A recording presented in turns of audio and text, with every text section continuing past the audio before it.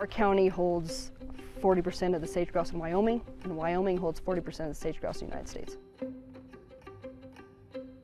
If our county fails and we lose sagebrush and in turn lose sage-grouse, then it is a huge land management concern, whatever land that is, whether it's private, whether it's our natural gas field, grazing. It has huge implications to multiple uses on the landscape, and that's what drives us. The brush looks good here. For us here, we're pretty fortunate in Sublette County. You look at a map and it's kind of priority wildlife habitat from corner to corner. We got crucial winter range habitat right here, same with the pronghorn, sage grouse. And it just so happens that a lot of our infested areas of cheatgrass of the past overlap with those areas. For years, it was thought our elevation, it wouldn't be here. Years. And all of a sudden, with the oil and gas fields, we started seeing it come in. It was cheatgrass. And so immediately, a lot of the group, ecologists, biologists, all of us together just knew that this was a threat to our native ecosystems. We started kind of trying to devise a plan. We had an open house meeting. Okay. And where we invited the public in, so we had people, ranchers came, folks from oil and gas came that actually had data. So with that data, then we took kind of like, oh, this is the highlighted area. We started kind of drawing circles on a map, like, let's go check this spot out. Doesn't seem to be here. And presented that to the sage-grouse local work group and ended up getting a pretty good size amount of money from them to hire a contractor to survey. So all these plans started taking shape with a lot of different players, non-governmental organizations, actually industry, other government folks, and private landowners. What we found that year, we treated the next year. All this time also doing all these small plot trials to see how the herbicides worked here in kind of our environment, and kind of went from there.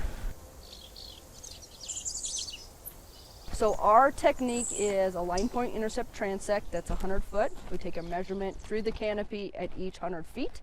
But then after that, we do a belt transect to collect any diversity data that we can of plants that maybe weren't on that. There's lots of different techniques. That's what worked for us because we knew how to do it and we knew how to interpret the data. We didn't have to send it out to be interpreted. So this boulder area, particularly Boulder Ridge, has been one of our priorities since the beginning. This was one of the first places that cheatgrass was identified in our area.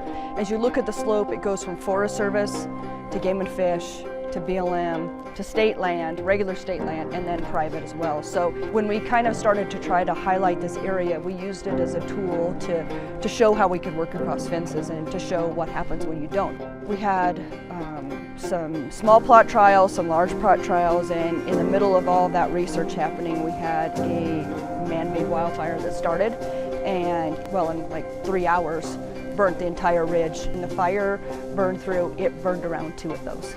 Not fully, but substantially. And some of those areas, those 2 areas, are the only sagebrush that remains on the slope. We saw a huge response by all of our native plants right after the fire.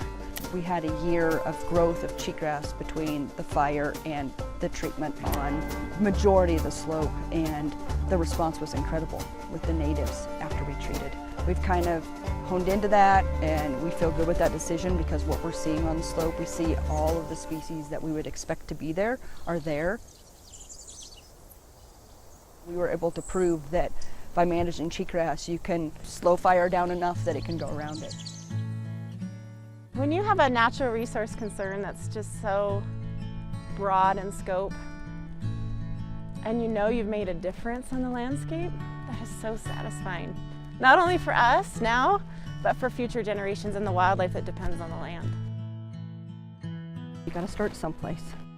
When we started, we just started on the BLM with a little piece that we can identify, and that was a couple hundred acres. All in all, we've treated about 100,000 acres of cheatgrass in my county. We've been monitoring these sites since 2011. I don't know of another large invading population that we haven't mapped or have a plan for. which is pretty cool to say. The results that we've seen and the difference that we've made on the habitat has been very rewarding. Down here where we have cheatgrass, I would like consistency, I guess, of what we currently have. This resource right here, the sagebrush, the bitterbrush at your feet, that's what our animals are relying on in wintertime and through that migration. So if we can protect that and or enhance, that's what I would like to see in 50 years. I think the biggest misconception in our area is that it doesn't matter.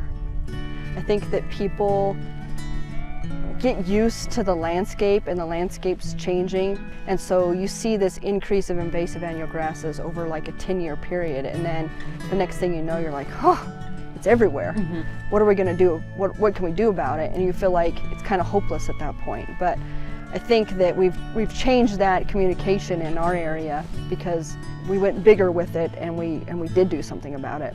I hope it looks like it does right now, but maybe a little bit better. If we can keep cheatgrass at a minimum, we're just trying to keep it as a healthy system. We're trying to keep the sagebrush intact. And if we still have healthy migration corridors for pronghorn antelope, healthy migration corridors for mule deer, and if we can keep the sage grouse off the endangered species list, that is a major success.